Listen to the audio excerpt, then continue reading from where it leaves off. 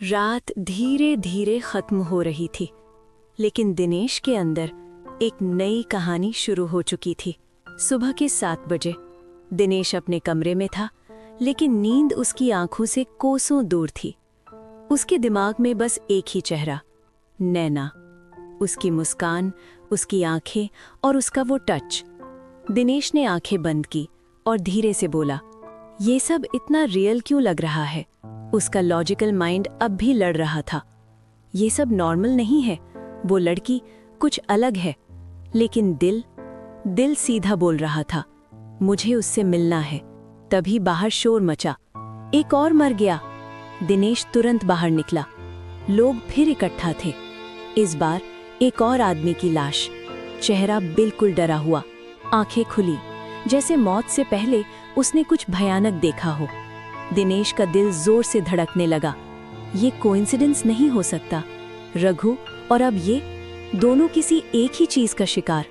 और उसके दिमाग में एक ही नाम आया, नैना। शाम होने लगी और बिना सोचे दिनेश फिर जंगल की तरफ चल पड़ा। इस बार उसके दिल में सिर्फ अट्रैक्शन नहीं, सवाल भी थे। वही जगह, वही हवा और नैना, जैसे वो हमेशा से वही थी। उसने दिनेश को देखा और हल्की सी मुस्कुराई। मुझे पता था तुम आओगे। इस बार दिनेश सीधा बोल पड़ा, गांव में जो हो रहा है उसका तुमसे कोई लेना देना है? नैना का चेहरा एक पल के लिए सीरियस हो गया।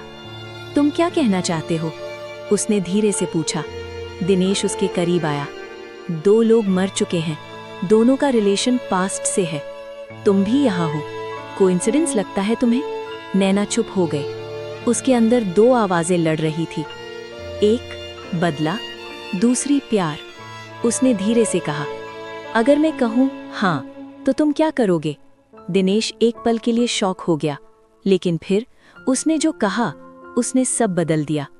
फिर भी मैं तुम्हें छोड़ नहीं पाऊंगा। नैना ने उसकी आंखों में देखा। इस बार उसने सच महसूस किया। ये लड़का उसे डर के वजह से नहीं, दिल से देख रहा है।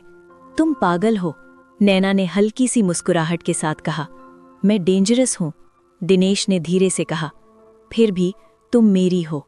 नैना का दिल जोर से धड़कने लगा। उसने कभी ऐसा महसूस नहीं किया था, ना गुस्सा ना बदला, सिर्फ प्यार।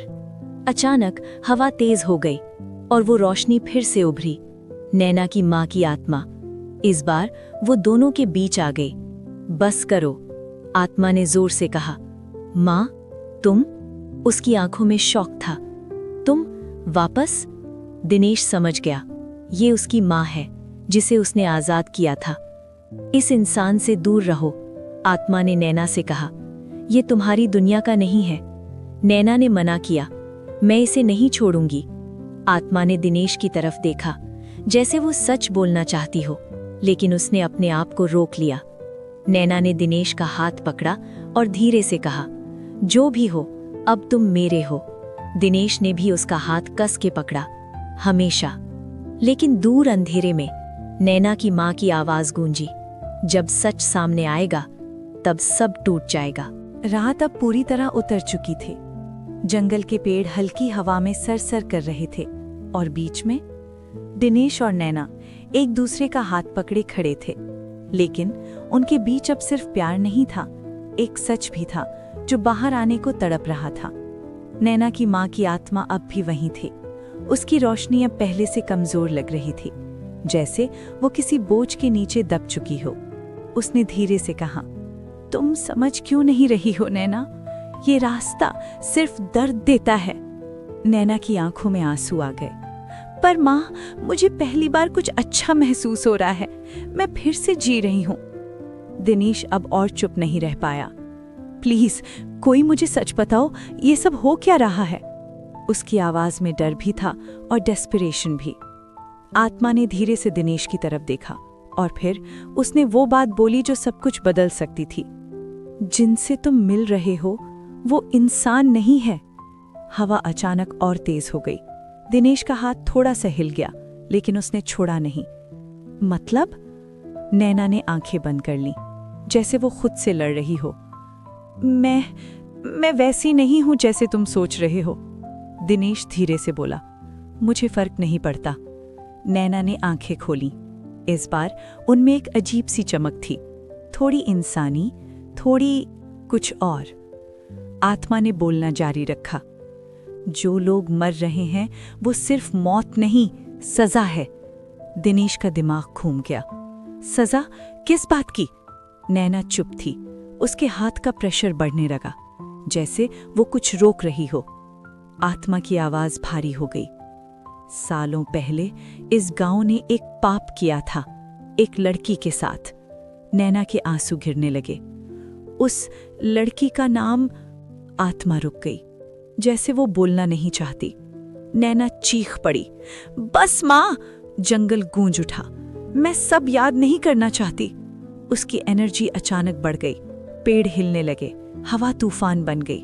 दिनेश पहली बार डरा, लेकिन फिर भी वो उसके करीब आया। नैना, काम डाउन, मैं यहीं हूं। नैना ने उसकी तरफ देखा। तुम नहीं समझोगे, मैं नॉर्मल नहीं हूं दिनेश। एक पल के लिए नैना का चेहरा बदल गया।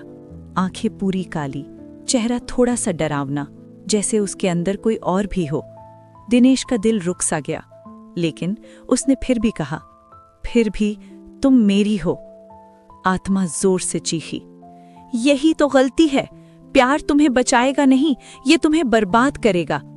अचानक दूर गांव की तरफ से एक और चीख सुनाई दी, बचाओ! दिनेश और नैना दोनों ने एक साथ मुड़कर देखा। नैना की आंखों में शौक था। ये मैंने नहीं किया। मतलब कोई और भी है जो मौत बांट रहा है। हवा ठंडी हो गई और अंधेरे में एक परछाई हिली। एक आवाज धीरे से गूंजी, बदला अभी पूरा नहीं हुआ।